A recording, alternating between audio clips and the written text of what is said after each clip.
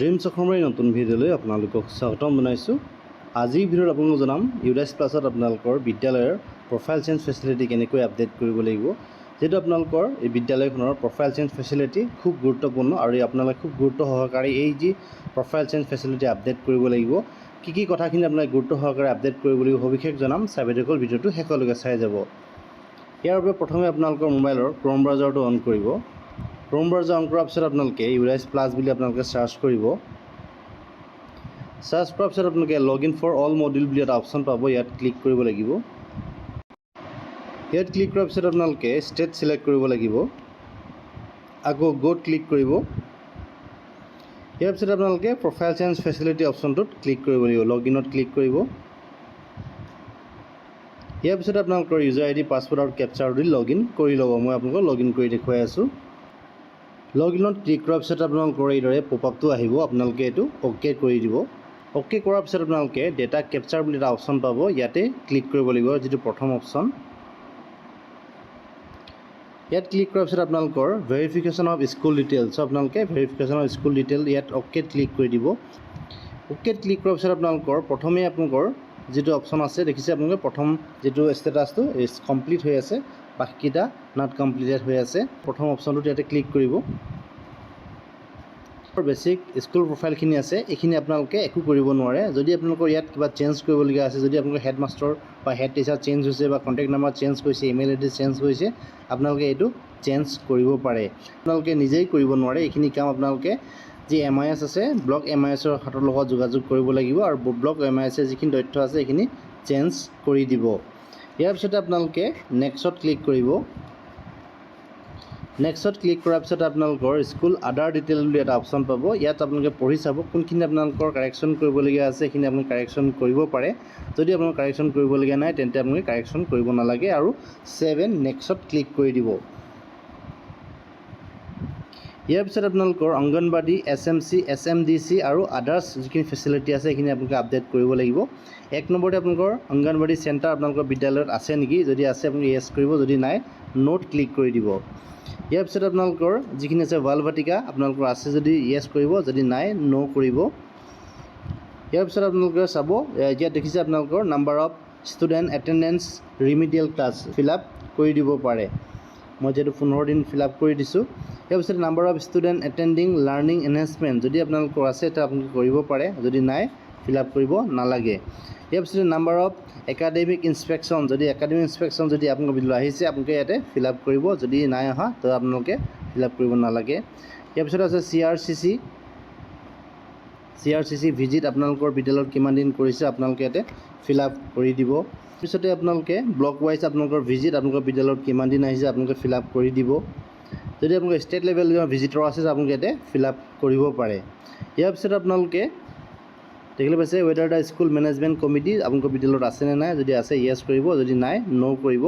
আৰু যদি আপোনালোকৰ লাষ্ট ইয়েৰ আপোনালোকৰ বিদ্যালয়ত কেইখন মিটিং হৈছিল আপোনালোকে ইয়াতে এণ্টাৰ কৰি দিব।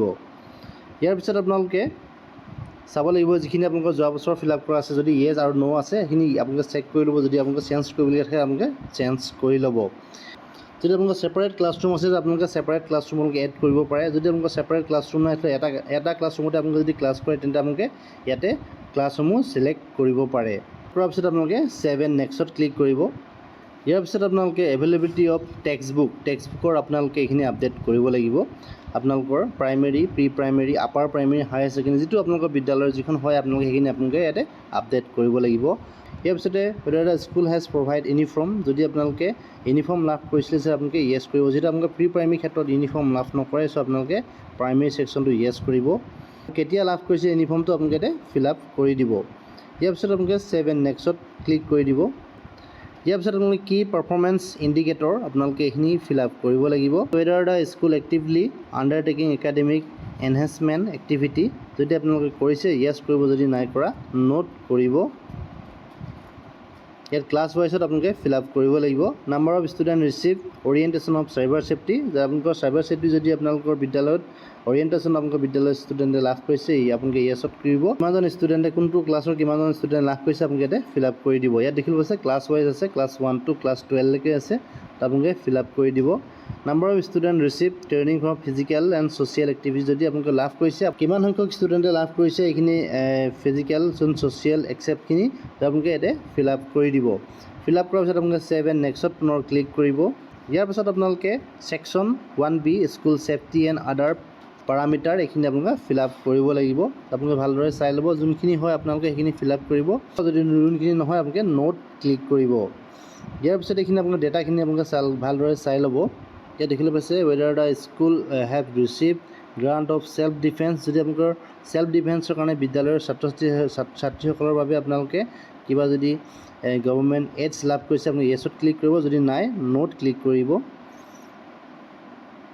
ইয়াৰ পিছত আছে ষ্টুডেণ্ট এটেণ্ডেঞ্চ কেপচাৰ আপোনালোকৰ বিদ্যালয়ৰ ষ্টুডেণ্ট এটেণ্ডেঞ্চ কেনেকৈ কেপচাৰ কৰে ইলেক্ট্ৰনিকেলি য়েছত ক্লিক কৰিব আৰু টিচাৰ ক্ষেত্ৰতো ছেম একে অপশ্যনটো আপোনালোকে ক্লিক কৰিব ইয়াৰ পিছতে আপোনালোকে ছেভ এণ্ড নেক্সট পুনৰ ক্লিক কৰিব ইয়াৰ পিছত আপোনালোকৰ বিদ্যালয়ৰ কম্প'জিট গ্ৰাণ্টসমূহ আপোনালোকে ফিল আপ কৰিব লাগিব কিমান টকা বিদ্যালয়ত লাভ কৰিছিলে কিমান টকা খৰচ কৰিলে আটাইখিনি আপোনালোকে ফিল আপ কৰি দিব ফিল আপ কৰি আপোনালোকে ছেভ এণ্ড নেক্সট পুনৰ ক্লিক কৰিব ইয়াৰ পিছত আছে section 2 physical facility equipment computer and digital physical ফেচিলিটিখিনি আপোনালোকে চেক কৰিব লাগিব status of present school building আপোনালোকে গভৰ্ণমেণ্ট অ'ন বিল্ডিং আপোনালোকে চিলেক্ট কৰিব ইয়াৰ পিছত আপোনালোকৰ total number of blocks building আপোনালোকৰ বিদ্যালয়ত কেইটা আছে আপোনালোকে ইয়াতে ফিল আপ কৰিব যেইটা বিল্ডিং হয় সেইটা আপোনালোকে ইয়াতে ফিল আপ কৰিব আৰু পকা কেঁচা পাকা যিটো হয় আপোনালোকে সেইটো ফিল আপ কৰিব আৰু ইয়াত দেখিবলৈ পাইছে আপোনালোকৰ এইটো আপোনালোকৰ বিল্ডিংবিলাক আপোনালোকৰ ষ্টৰী ৱাইজ ব্ৰেকআপ আপোনালোকে আপডেট কৰিব লাগিব ছিংগল ষ্টৰী ডাবল ষ্টৰী যিটো হয় আপোনালোকৰ যিহেতু আমাৰ প্ৰায়বোৰ বিদ্যালয়ত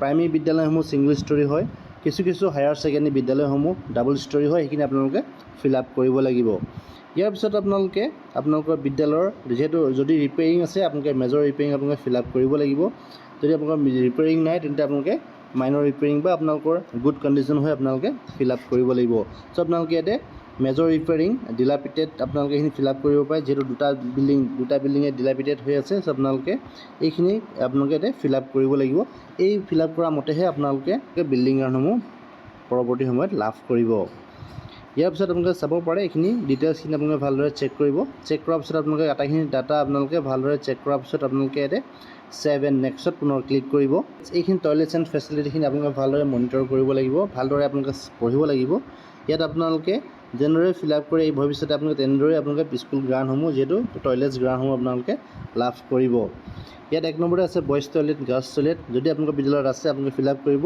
আৰু কি কণ্ডিশ্যনত আছে সেইখিনি আপোনালোকে ইয়াতে ফিল আপ কৰিব লাগিব তাৰপিছতে নাম্বাৰ অফ টয়লেটছ কনষ্ট্ৰাকশ্যন যদি আপোনালোকৰ বিদ্যালয়ত কনষ্ট্ৰাকশ্যন হৈ আছে তো আপোনালোকে ইয়াতে ফিল আপ কৰিব লাগিব বইজ টয়লেট গাৰ্লছ টয়লেট যদি আপোনালোকৰ নাই হোৱা আপোনালোকে কৰিব নালাগে ইয়াৰ পিছতে ড্ৰিংকিং ৱাটাৰ চ'ৰ্চ আপোনালোকৰ কেনেকুৱা আপোনালোকে ইয়াত পঢ়ি চাব পাৰে আপোনালোকৰ কেনেকুৱা ধৰণৰ ড্ৰিংকিং ৱাটাৰ আছে আপোনালোকে সেইটো মতে ইয়াতে ফিল আপ কৰিব ইয়াৰ পিছত আছে does the school have previous rain water harvesting যদি আপোনালোকৰ আছে য়েছত ক্লিক কৰিব যদি নাই নোট ক্লিক কৰিব যদি আছে আৰু নট ফাংচনেল হয় সেইটো আপোনালোকে নট ফাংচনেলত ক্লিক কৰিব লাগিব ইয়াৰ পিছতে আছে weather school has facility available যদি আপোনালোকৰ বিদ্যালয়ত প্লেগ্ৰাউণ্ড ফেচিলিটি আছে আপোনালোকে য়েছত ক্লিক কৰিব যদি নাই নোট কৰিব আৰু ইয়াত এই বছৰ ইউডাইছত এটা নতুনকৈ অপশ্যন এড কৰা হৈছে এড স্পট বুলি চ' আপোনালোকে ইয়াতে এড স্পটত ক্লিক কৰিব যদি আছে য়েছত ক্লিক কৰে আপোনালোকে এইটো ক্লিক কৰিব লাগিব আপোনালোকৰ বিদ্যালয়ত স্পৰ্ট কোন ধৰণৰ স্পৰ্ট আপোনালোকৰ বিদ্যালয়ত খেলা হয় আপোনালোকে ইয়াতে ফিল আপ কৰিবও লাগিব ফুটবল ক্ৰিকেট আছে যিটো হয় আপোনালোকে সেইটো ফিল আপ কৰি দিব